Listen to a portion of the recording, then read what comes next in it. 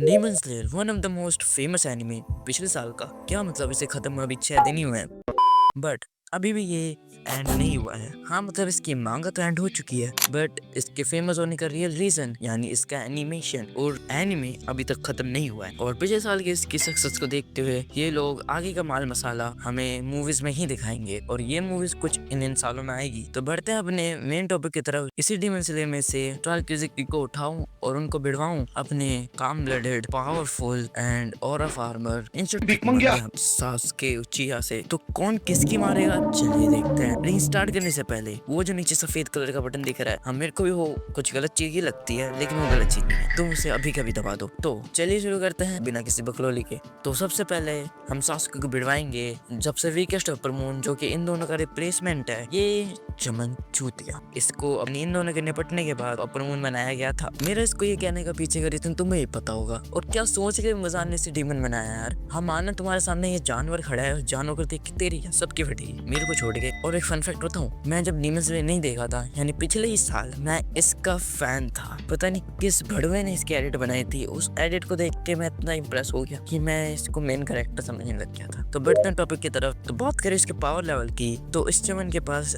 Thunder breathing की first form को छोड़ के सभी की सभी फॉर्म आती है। और इसके अकॉर्डिंग इस रोंदो ने भी फर्स्ट फॉर्म सीख ली और इसने सन फॉर्म भी डेवलप कर दी थी। तो ये उससे जेलस होके डीमन बन गया, इसकी फटने की वजह से भी डीमन बना था। और ये दादाजी भी ज़ेनित्सु को इससे कंपेयर करते थे।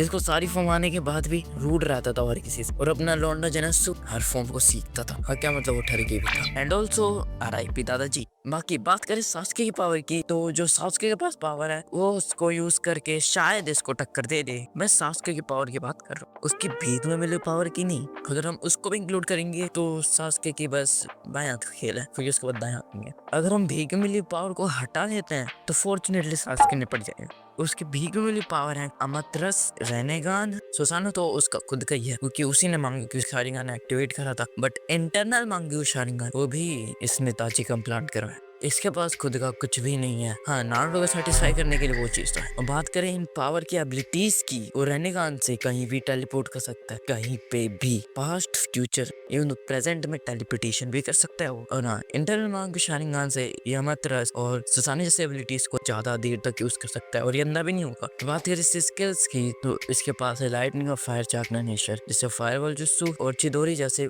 मल्टीपल मूव यूज कर सकता है। हाँ, तो इन सब के साथ भी वो पावरफुल है। और अपने चमन के पास भी थंडर ब्रीथिंग है, तो ये fight most probably thunder versus thunder की होगी। और सासुके अगर इसको लाइटली लेके चलेगा तो अपनी स्किल की बेसिस पर लड़ेगा, यानी वो मोस्टली अपने थंडर अटैक यूज करेगा। अगर थंडर अटैक यूज करता है तो शायद चमन उसे टक्कर दे दे। लेकिन एंड आते आते अगर सासुके निकलती से भी अपने सुसानो को एक्टिवेट कर लिया, ये जूते उधर के उधर ही निपट जाए। सो नेक्स्ट बात करते हैं हम डाकी और क्योतारो की, जो कि रियल 6th प्लेस होल्डर हैं। और डाकी को निपटाया था अपने ज़ेनित्सु और सूर की मां की शक्ल के इनोसुके ने, और क्योतारो को निपटाया था अपने सो कॉल्ड 3 बीवियों के पति टेंगेन ने। इन दोनों की फाइट मेरे हिसाब से एक बड़ा रीजन बन सकता है डीमन स्लेयर के फेमस होने का। और 2-3 रीजन और भी हैं, जैसे ब्लास्ट और अपने माइकल जैक्सन का मून वॉक। और बात करें डाकी और क्योतारो की पावर की, तो डाकी के पास है कुछ रबड़ जैसी एबिलिटी, जिससे वो अपने क्लॉथ्स को शार्प करके और बहुत ज्यादा फ्लेक्सिबल बना के कहीं भी बहुत ही पावर के साथ यूज कर सकती है। और ये क्लॉथ इतने ज्यादा शार्प होते हैं किसी भी नॉर्मल पीपल को निपटाने में इजीली काम आ सकते हैं। और बात करें हम क्योतारो की, तो वो यूज करता है सिकल्स, और इसका ब्लड डेमन आर्ट भी बहुत सारे मल्टीपल सिकल्स हैं। वो इजीली मल्टीपल सिकल का यूज करके बहुत थोड़ी देरी से ही लेकिन सासुके को टक्कर दे सकता है। वैसे अगर हम फेयर फाइट की बात करें तो पहले डाकी आई उसके सामने, क्योंकि डाकी के अंदर ही रहता है क्योतारो, और डाकी को जब तक नींद नहीं पड़ती तब तक वो अपने भाई को नहीं बुलाती। तो डाकी के सामने आते सासुके अपना हथियार उठा लेगा, अपना स्वॉर्ड, और स्वॉर्ड उठाने के बाद वो 1v1 फाइट करेगा और डाकी के पावर को थोड़ा मेजर करेगा। और थोड़ा सा अगर उसको लगा कि उसको अपनी और पावर की जरूरत है या भीख में मिले पावर की जरूरत है तो उसका यूज करेगा।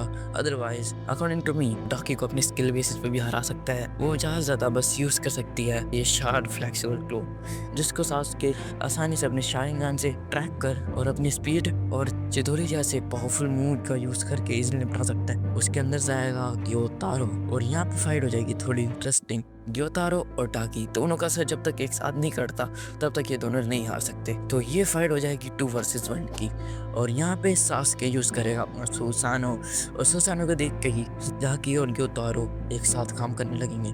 ना कि अपने फ्लेक्सिबल शार्प क्लॉथ का यूज करेगी सुसानो के वेपन्स को काटने के लिए। ग्योतारो उसके पावर लेवल को देख के अपने पावरफुल मूव्स चलना स्टार्ट कर देगा, जैसे उसका blood demon art, multiple sickles.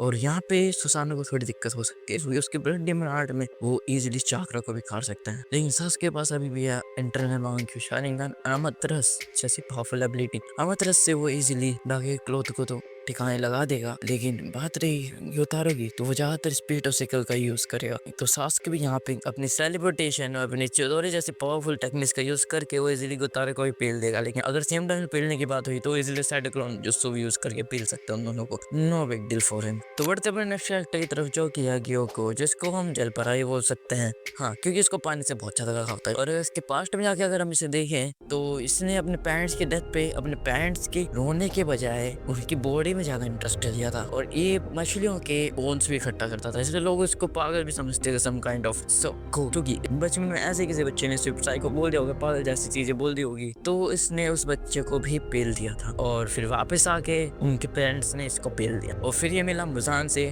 और मुजान ने बना दिया इसको डीमन। बस इतनी सी पास्ट स्टोरी है इसकी। और ये डीमन बनने के बाद जिन की तरह मटके में रैप लगा, और इसके पास्ट को अगर देखें तो इसलिए इसको बच्चों से बहुत नफरत है, और ये बेटा भी अपने सबसे यंगेस्ट हाशिरा म्यूचुरो से था। ग्योको के पावर को हम देखें तो वो मटके से मटके कहीं भी स्विच कर सकता है, इसकी स्पीड बहुत ही ज्यादा हो जाती है, लेकिन इसकी स्पीड को इजीली टैकल करने के लिए सास्के के पास है उसका अल्टीमेट वेपन रेनिगान। बात करें उसके ब्लड डीमन आर्ट की तो एक सम काइंड ऑफ बबल बना दे जिसके अंदर तुम्हें सांस बिल्कुल भी नहीं आएगी, और तुम ऐसे लगेगा तो मरने को हो रहे हो, और बहुत ही ज्यादा पेनफुल भी होता है। म्यूचुरी ने उसी मोमेंट पे अपना मार्क भी अनलॉक करा था। सो हम एक सिनेरियो ले लेते हैं, अगर सास्के उसमें फंस जाता है तो वो अपने रेनिगान का यूज नहीं कर पाता, तो उसके पास पावर बचेंगे बस सुसानो, इंटरमैन के शारिंगन, अमतरस। और Amaterasu the power who can burn the fire, लेकिन यहाँ पे वाटर है, तो वाटर का टैकल अमतरस मेरे हिसाब से हो सकता है, क्योंकि अमतरस किसी चीज में भी आग लगा सकता है, इवन उसको पानी भी नहीं बुझा सकती, तो अमतरस का अच्छा टैकल हो सकता है, लेकिन सास्के भी अमतरस के चपेट में आ सकता है। तो यहाँ पे बेस्ट टेक्निक होगी सुसानो यूज करना। सुसानो यूज करके वो इजीली उस बबल को तोड़ सकता है, और तोड़ने के बाद उसके पास स्पीड तो है ही, स्पीड और रेनिगान का कॉम्बिनेशन एंड चिदोरी जैसी पावरफुल टेक्निक ग्योको इजीली निपट जाएगा। अब बढ़ते हैं अपने नेक्स्ट डीमन की तरफ जो कि है हंटेंगू, और हंटेंगू की एक्सप्लेनेशन मैं अपने नेक्स्ट वीडियो में दूंगा, यानी इस वीडियो का नेक्स्ट पार्ट। अगर तुम्हें इस वीडियो का पार्ट 2 चाहिए तो इस वीडियो पर करवा दो तुम 16 तुम्हें मिल जाएगी नेक्स्ट वीडियो पार्ट 2 पे। अगर तुम्हें इंटरेस्ट है टॉप 5 मैनिपुलेट और बहुत ही ज्यादा पावरफुल देखने का तो मेरी लेफ्ट वाली वीडियो क्लिक करो, अदरवाइज राइट में बहुत ज्यादा अच्छा